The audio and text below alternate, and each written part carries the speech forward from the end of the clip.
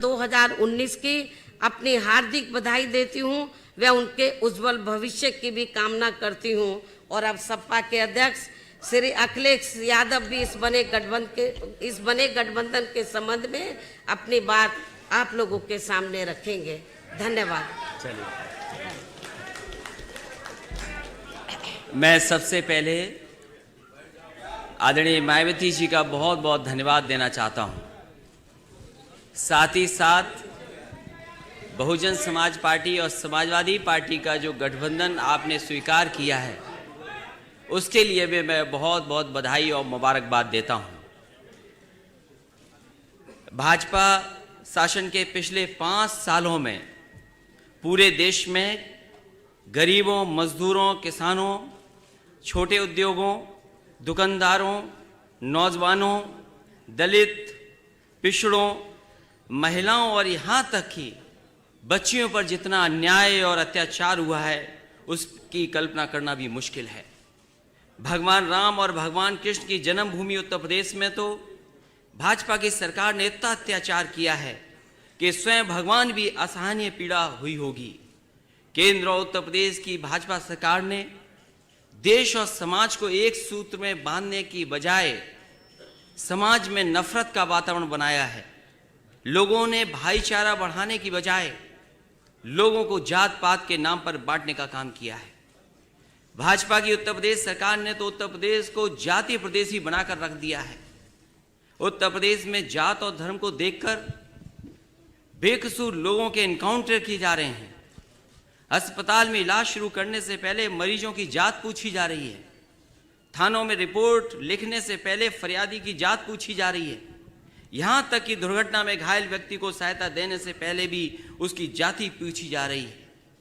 और अब तो स्थिति यहाँ तक आ गई है कि भाजपा के नेताओं ने भगवानों को भी जातियों में बांटना शुरू कर दिया है। अपनी नाकामियां, अपनी विफलताओं और असली मुद्दों से जनता का ध्यान हटाने के लिए भाजपा द्वारा देश और प्रदेश में धार्मिक उन्माद फैलाकर भय और आतंक का वातावरण बनाया जा रहा है। गरीबों की बहू बेटियों की इज्जत को सरेआम बेआबरू किया जा रहा है। उचित इलाज न मिलने के कारण गरीबों के हजारों बच्चे रोजाना सरकारी अस्पतालों में मारे जा रहे हैं। खाना न मिलने का कारण करोड़ों लोग रात को भूखा सोने पर मजबूर हैं।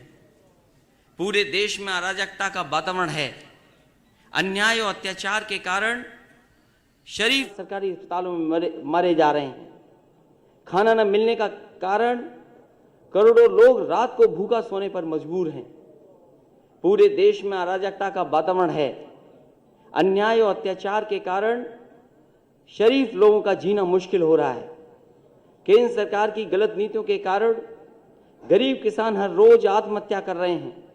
देश के नौजवान भाजपा के झूठे वादों से आहत और निराश होकर के बेरोजगारी के कारण आत्महत्या कर रहे हैं। देश और समाज के इन सुलगते मुद्दों से बेखबर भाजपा सरकार बड़े बड़े उद्योगपतियों को खुश करने के लिए उनके बड़े बड़े लोन माफ कर रही है। इतना ही नहीं, हीरे के उद्योगपतियों की सुविधा के लिए अहमदाबाद से मुंबई के बीच बुलेट ट्रेन को जल्द से जल्द चालू करने के प्रयास किए जा रहे हैं। मेरी आवाज अगर भाजपा के नेताओं तक पहुंच रही हो तो वो सुन लें।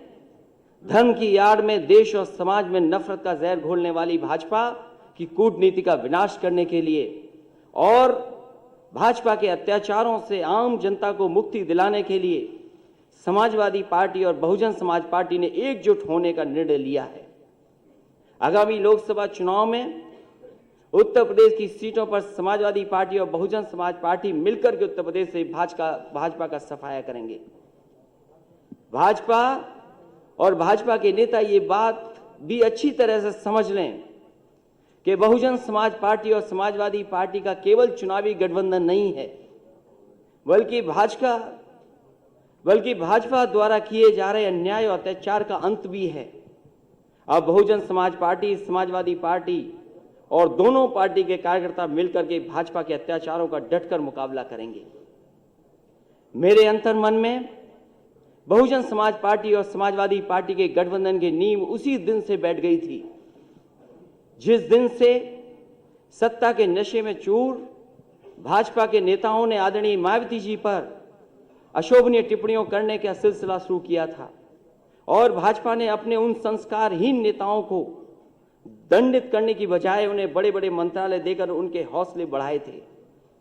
अपने मन में मैं बहुजन समाज पार्टी और समाजवादी पार्टी के गठबंधन पर उस दिन अंतिम मोहर लगा दी थी जिस दिन राज्यसभा के लिए बहुजन समाज पार्टी और समाजवादी पार्टी के संयुक्त उम्मीदवार श्री भीमराव अंबेडकर जी को छल, कपट, धोखे और विश्वासघात से हराकर भाजपा के नेताओं ने खुशियां मनाई थीं। भाजपा के अहंकार का विनाश करने के लिए बहुजन समाज पार्टी और समाजवादी पार्टी का मिलना बहुत जरूरी था।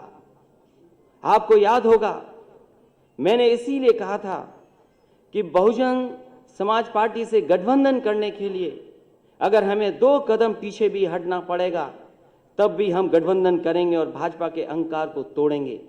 मैं एक बार फिर आदरणीय मायावती जी का धन्यवाद दूंगा कि कम से कम आपने बराबर का एक दूसरे का सम्मान करने का काम किया है गठबंधन में। आज से समाजवादी पार्टी का प्रत्येक कार्यकर्ता इस बात को गांठ बांध ले कि आदरणीय मायावती जी का सम्मान मेरा सम्मान है और अगर भाजपा का कोई भी नेता आदरणीय मायावती जी का अपमान करता है तो समझ लेना कि वो अपमान आदरणीय मायावती जी का नहीं बल्कि मेरा अपमान हुआ है। हम समाजवादी हैं और समाजवादियों की ये विशेषता होती है कि वो दुख और सुख दोनों में बराबर के हिस्सेदार होते हैं। इसलिए हमें इस रिश्ते को मजबूती के साथ और आगे बढ़ाना है। बहुजन समाज पार्टी और समाजवादी पार्टी के गठबंधन से घबराकर अपनी आदत के अनुसार भाजपा तरह तरह के षड्यंत्र रच सकती है, गलत फहमी पैदा करके हमारे कार्यकर्ताओं के बीच नफरत का वातावरण बना सकती है। भाजपा द्वारा दंगा फसाद कराने का प्रयास भी किया जा सकता है, परंतु हमें संयम और धैर्य से काम लेना है। हमें भाजपा की हर साजिश को नाकाम करना है और आपसी भाईचारे को मजबूत करना है। मैं आदरणीय मायावती जी का द्वारा देश हित में लिए गए उनके ऐतिहासिक निर्णय का एक बार फिर स्वागत करता हूं और मैं विश्वास दिलाता हूं कि अब भाजपा के अत्याचारी शासन का विनाश निश्चित है। मैं इस बात का भी विश्वास दिलाता हूं कि समय के साथ समाजवादी पार्टी और बहुजन समाज पार्टी के संबंध और भी अधिक मजबूत होंगे। इन्हीं शब्दों के साथ मैं एक बार फिर आप सभी पत्रकार साथियों का स्वागत करता हूं और बधाई देता हूं। इस गठबंधन के लिए आदरणीय मायावती जी का एक बार फिर बधाई और बहुत बहुत धन्यवाद।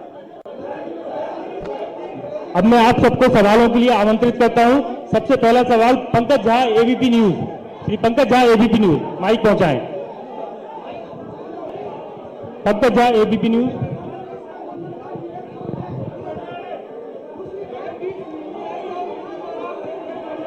माइक पहुंचाएं।